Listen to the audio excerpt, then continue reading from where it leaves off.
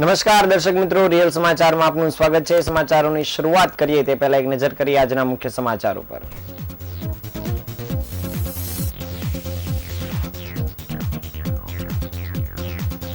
ના રોજ નશાકારોને પકડવા પોલીસે 15 લાખનું મશીન વસાવ્યું।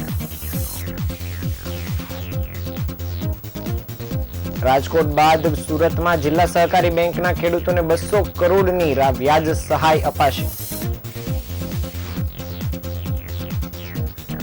લોટરીના બહાને લોકો સાથે છેતરપિંડી કરનાર 10 વર્ષે મધ્યપ્રદેશથી ઝડપાયો।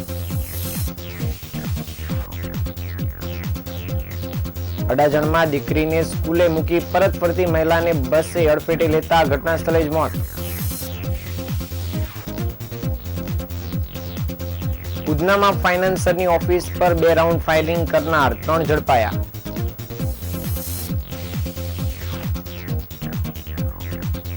સરથાણા નેચર પાર્કમાં રહેલ માદા રીંછ રિદ્ધિએ બચ્ચાને જન્મ આપ્યો।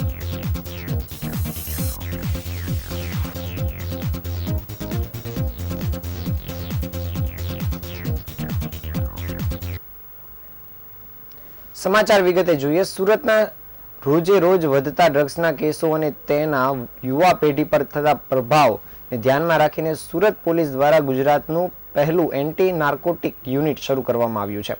આ યુનિટ પાસે 15 લાખનું વિશેષ મશીન છે। આ મશીનની ખાસિયત એ છે કે તે માત્ર 60 સેકન્ડમાં જ જણાવી શકે છે કે કોણે ડ્રગ્સ લીધું છે। ડ્રગ્સ લેતા અને રેવ પાર્ટી યોજતા લોકો માટે આ મોટી ચેતવણી છે। રાજ્યનું પહેલું એન્ટી નાર્કોટિક્સ યુનિટ 15 લાખનું રૂપિયાનું રેપિડ ડ્રગ્સ સ્કેનિંગ ઇન્સ્ટ્રુમેન્ટ છે, જેને ડ્રગ્સ ડિટેક્શન એનાલાઇઝર પણ કહેવામાં આવે છે। એન્ટી નાર્કોટિક્સ યુનિટ પાસે ડ્રગ્સ ડિટેક્શન એનાલાઇઝર મશીન છે, જે વિદેશી કંપની દ્વારા બનાવવામાં આવ્યું છે। અને આ મશીનની ખાસિયત એ છે કે તે સરળતાથી ક્યાંય પણ લઈ જઈ શકાય છે। આ એક પ્રકારનું mobile rapid drugs scanning instrument છે, જેનો ઉપયોગ ખૂબ જ સરળ છે। પોલીસને કોઈ વ્યક્તિએ ડ્રગ્સ લીધાનો સંદેહ હોય તો મશીન સાથેની કીટમાં સ્લાઇવા લેવાનું સાધન છે, તે સાધનનો ઉપયોગ કરીને તે વ્યક્તિના મોંમાંથી લાળનું સેમ્પલ લેવામાં આવે છે। અને સેમ્પલ મશીનમાં નાખ્યા પછી માત્ર 60 સેકન્ડમાં જ ખબર પડી જાય છે કે તે વ્યક્તિએ ડ્રગ્સ લીધું છે કે નહીં। આ અંગે એસઓજીના ડીએસપી રાજદીપસિંહ નકુમે જણાવ્યું હતું કે ગુજરાતમાં સુરત પોલીસ દ્વારા ચલાવવામાં આવતું પહેલું એન્ટી નાર્કોટિક્સ યુનિટ છે। અહીં એનડીપીએસના કેસો હેન્ડલ કરવામાં આવશે અને એનજીઓ તથા વિવિધ સંસ્થાઓ સાથે મળીને ડ્રગ્સના આદી લોકોને રિહેબિલિટેટિવ કરવા માટે પ્રોગ્રામ હાથ ધરવામાં આવશે। આ યુનિટનો મુખ્ય ઉદ્દેશ ડ્રગ્સના આધીન રહેલા લોકોને આ આદત છોડી શકવામાં મદદ કરવાનો છે। તેમણે વધુમાં જણાવ્યું હતું કે આવનારા દિવસોમાં ક્રિસમસ અને ન્યૂ યર પાર્ટી પણ અમે માનવ સર્વેલન્સ અને ડ્રોન અને આ ખાસ ડ્રગ્સ ડિટેક્શન એનાલાઇઝર મશીનની મદદથી જે જગ્યા ઉપર રેડ કરીશું, જ્યાં ડ્રગ્સ પાર્ટી કે રેવ પાર્ટી ચાલતી હશે, તેમના પર માહિતી કરવામાં આવશે અને તેનો ઉપયોગ પણ કરવામાં આવશે। આ મશીન મૂવેબલ છે, એટલે તેને ક્યાંય પણ લઈ જઈ શકાય છે અને તરત જ કોઈ પણ વ્યક્તિની તપાસ કરી શકાય છે અને માત્ર 60 સેકન્ડમાં જ આ મશીન જણાવી દેશે કે કોણે ડ્રગ્સ લીધું છે। પહેલાના સમયમાં લોહીના સેમ્પલ લઈને રિપોર્ટ માટે 7 દિવસ જેટલો સમય લાગતો હતો, પરંતુ હવે આ મશીનથી એક સાથે ઘણી વ્યક્તિઓના ટેસ્ટ તાત્કાલિક કરી શકાય છે। આ મશીનની કિંમત અંદાજે 15 લાખ રૂપિયા આંકાઈ છે અને આગામી દિવસોમાં વધુ મશીન પણ મંગાવવામાં આવશે।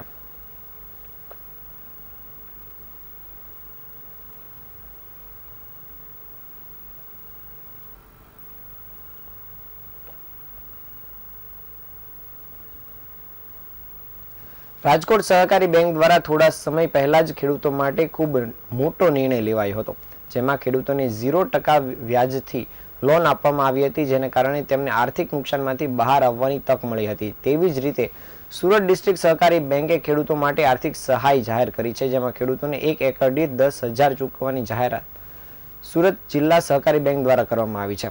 જે ખેડૂત પાસે 5 એકર જમીન હશે તો તેને 50,000 ચૂકવાશે। 3 વર્ષ માટે આ લોન આપવામાં આવશે અને જેનું કોઈ પણ પ્રકારે લોન પર વ્યાજ લેવામાં આવશે નહીં। ઉનાળાથી લઈને ચોમાસા સુધી જે પ્રકારે વરસાદી માવઠાનું વાતાવરણ જોવા મળ્યું હતું, જેને કારણે ખેડૂતોની દશા ખૂબ જ ખરાબ થઈ ગઈ છે। હવામાન વિભાગ દ્વારા સતત દક્ષિણ ગુજરાતમાં વરસાદની આગાહી કરવામાં આવી હતી અને તે મુજબ જ દક્ષિણ ગુજરાતની અંદર વરસાદી માહોલ પણ જોવા મળ્યો હતો। ધરતીપુત્રોના તૈયાર પાકમાં વરસાદી પાણી ફરી વળતા ભારે નુકસાન વેઠવાનો વારો આવ્યો હતો।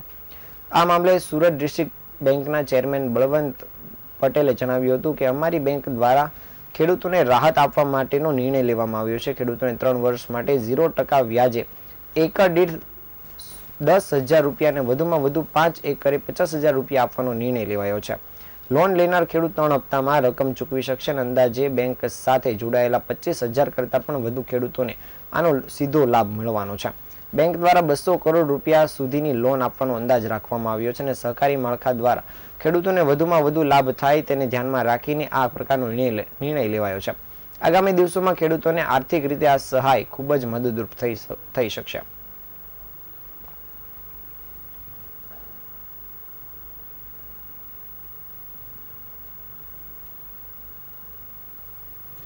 સુરત શહેર ક્રાઇમ બ્રાન્ચે 10 વર્ષથી વોન્ટેડ રહેલા એક આરોપી ધર્મેન્દ્રસિંહ ઉર્ફે લલ્લઈની મધ્યપ્રદેશના સતના જિલ્લાથી ધરપકડ કરી છે. આરોપી 2014ના સલાબતપુરા પોલીસ સ્ટેશન મથકમાં નોંધાયેલા ગુનામાં વોન્ટેડ હતો. 2014માં આરોપી ધર્મેન્દ્રસિંહ અને તેના સાગરીતોએ કૈલાસબેન રાણા નામની મહિલાને રૂપિયા 25 લાખની લોટરી લાગવાની લાલચ આપીને અલગ અલગ બેંક એકાઉન્ટમાં રૂપિયા 1,60,000 ટ્રાન્સફર કરાવ્યા હતા. આ રીતે વિશ્વાસઘાત અને છેતરપિંડીનો ગુનો આચરવામાં આવ્યો હતો. ફરિયાદ નોંધાયા બાદ પોલીસ દ્વારા આરોપી વિરુદ્ધ ગુનાની તપાસ શરૂ કરવામાં આવી હતી અને તેને પકડવા માટે કોર્ટ દ્વારા વોરંટ પણ ઇસ્યુ કરાયો હતો. ક્રાઇમ બ્રાન્ચની નાસ્તા ફરતા સ્ક્વોડની ટીમે મધ્યપ્રદેશમાં તપાસ શરૂ કરી હતી અને જાણકારીના આધારે દાવો કરવામાં આવ્યો હતો કે આરોપી પોતાનું વતન છોડીને ખેતરમાં અલગ મકાનમાં રહેતો હતો. ક્રાઇમ બ્રાન્ચની ટીમે સફળ મિશન પાર પાડીને આરોપીને પકડી પાડ્યો હતો. અપહરણ પછી આરોપી વિરુદ્ધ આઈપીસી કલમ 406 અને 420 હેઠળ કાયદેસરની કાર્યવાહી હાથ ધરવામાં આવી છે. હાલ પોલીસે આ આરોપીને લઈને આગળની કાર્યવાહી શરૂ કરી દીધી છે.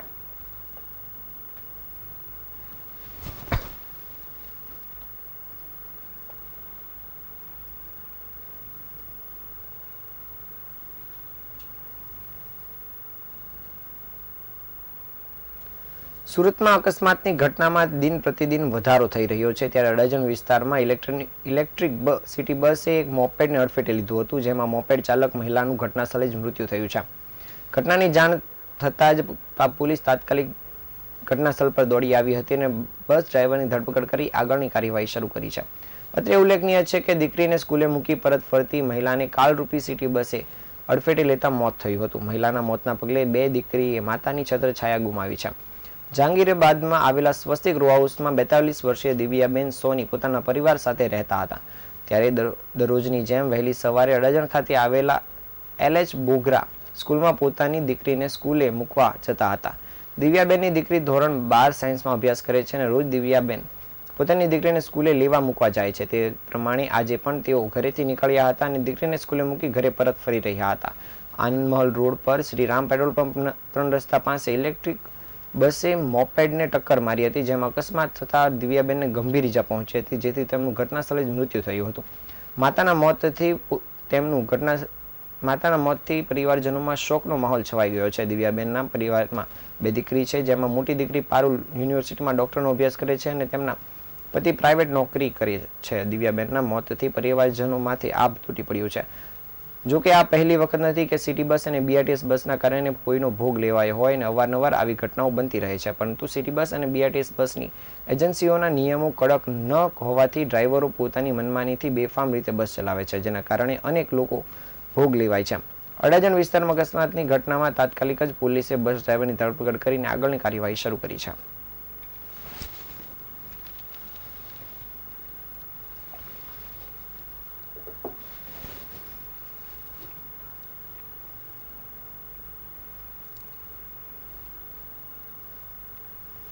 ગુજરાતમાં અસામાજિક તત્વો બેફામ બની રહ્યા છે.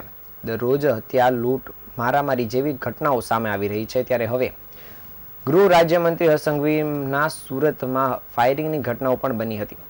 સુરતના ઉધના વિસ્તારમાં બનેલી આ ફાયરિંગની ઘટનામાં પોલીસે 3 આરોપીની ધરપકડ કરી છે. ઉધના વિસ્તારમાં આવેલ આરજા કોર્પોરેશનની ઓફિસ પર 2 રાઉન્ડ ફાયરિંગ કરવામાં આવ્યું હતું, જેમાં પોલીસે CCTV ફૂટેજના આધારે 3 આરોપીને ઝડપી પાડ્યા છે, જ્યારે 3 આરોપીને વોન્ટેડ જાહેર કર્યા છે.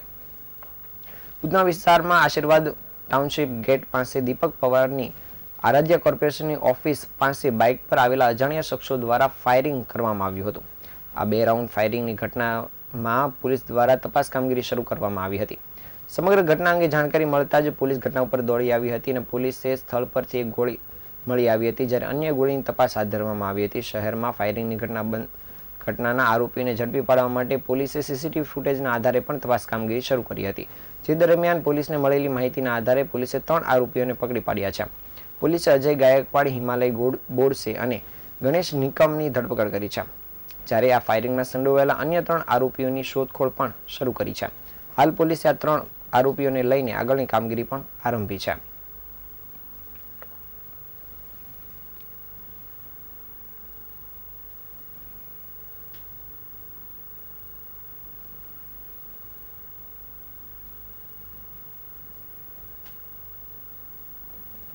સુરત શહેરના સરથાણા ખાતે આવેલ પ્રાણી સંગ્રહાલયમાં આજે માદા રીંછ દ્વારા તંદુરસ્ત બચ્ચાને જન્મ આપવામાં આવતા પ્રાણી સંગ્રહાલયમાં ફરજ બજાવતા કર્મચારીઓમાં ખુશીની લહેર પ્રસરી જવા પામી છે.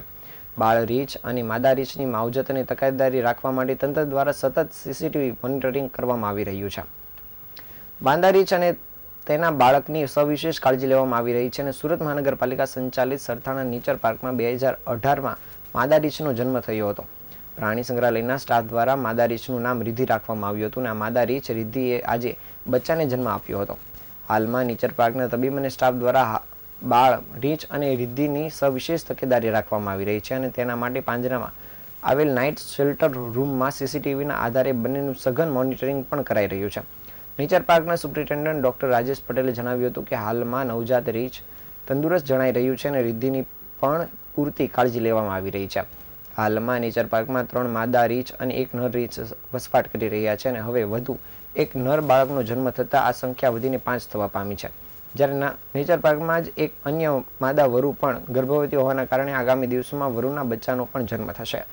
રિદ્ધિનો જન્મ પણ નેચર પાર્કમાં જ અહીં થયો હતો અને તેણે પોતાના બાળકને પણ અહીં જન્મ આપ્યો છે. નેચર પાર્કમાં નવા મહેમાન આવતાની સાથે જ સ્ટાફમાં મેમ્બરમાં ખુશીની લહેર જોવા મળી રહી છે. આખો સ્ટાફ તેની ખૂબ કાળજી લેવા માટે ધ્યાન આપી રહ્યું છે.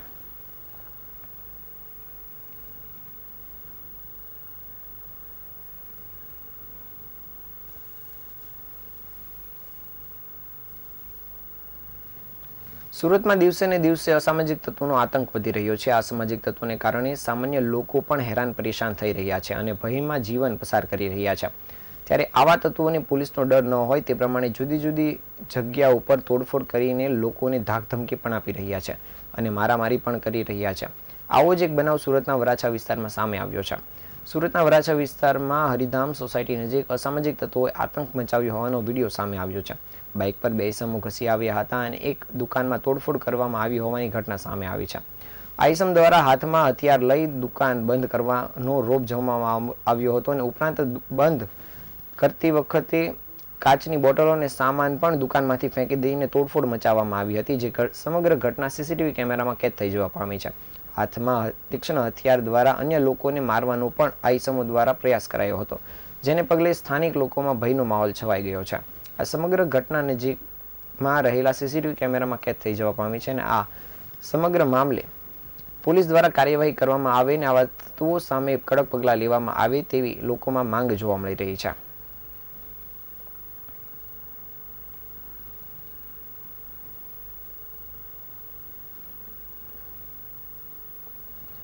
સુરત રેલવે સ્ટેશન પરથી મુસાફરોને પડતી ટ્રેનોની મુશ્કેલીથી લઈને તમામ પ્રશ્નોના ઉકેલ માટે ZRUCC કમિટી કામ કરી રહી છે. આ કમિટીના સભ્ય તરીકે કોંગ્રેસના કલ્પેશ બારોટની નિમણૂક કરવામાં આવી છે.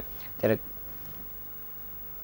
કલ્પેશ બારોટે જણાવ્યું હતું કે અગાઉ પણ મેં 2008થી 2014 દરમિયાન આ પદ પર સેવા આપી છે, ત્યારે મારી ફરી નિમણૂક કરવામાં થતાં હું મુસાફરોને સગવડતામાં વધારો થાય તે પ્રમાણે પ્રયત્નો કરીશ.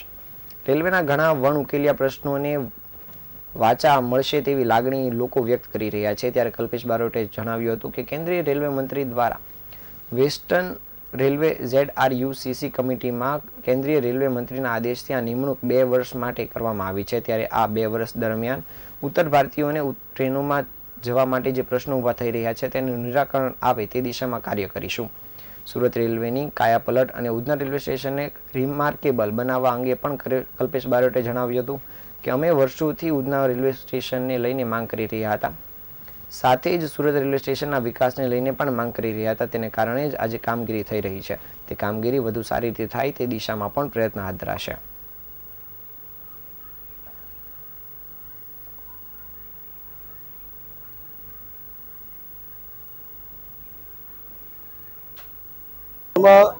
ભારત સરકારના રેલવે મંત્રાલય દ્વારા સ્પેશિયલ કેટેગરીમાં મારી જેડઆરસી મેમ્બર તરીકે નિમણૂક કરવામાં આવી છે. તે બદલ રેલવે મંત્રાલયના અધિકારી, અમારી પાર્ટીના નેતાગણનો આભાર માનું છું કે હું 2008થી 2014 સુધી 3 વખત જેડઆરસી મેમ્બર હતો. 10 વર્ષના લાંબા સમયગાળા બાદ આ શહેરની જનતાનો સેવા કરવાનો મને પાર્ટી અને રેલવે મંત્રાલય દ્વારા જે મોકો આપવામાં આવ્યો છે તે બદલ તેઓનો આભાર માનું છું. અને ખાસ કરીને સુરતમાં ઘણા એવા પ્રશ્ન છે જે આજ સુધી ઉકેલ આવ્યો નથી.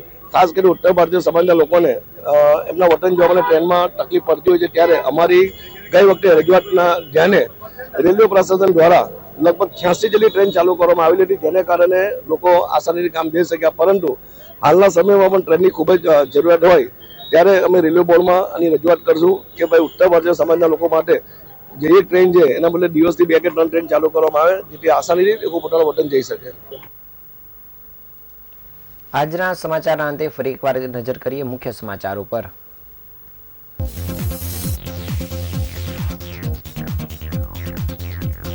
31ના રોજ નશાખોરોને પકડવા પોલીસે 15 લાખનું મશીન વસાવ્યું.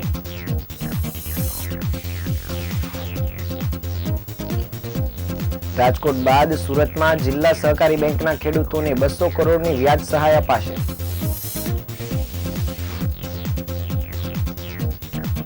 લોટરીના બહાને લોકો સાથે છેતરપિંડી કરનાર 10 વર્ષે મધ્યપ્રદેશી ઝડપાયો.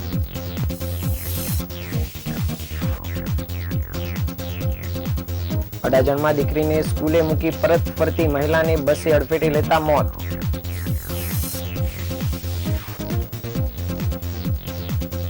ઉધનામાં ફાઇનાન્સરની ઓફિસ પર 2 રાઉન્ડ ફાયરિંગ કરનાર 3 પકડાયા.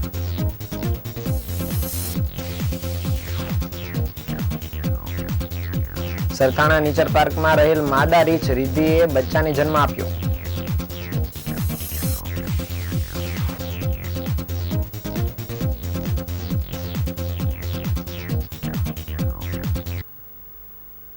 આ હતા આજના સમાચાર. નવા સમાચારો સાથે ફરી મળીશું. ત્યાં સુધી રજા આપશો. નમસ્કાર.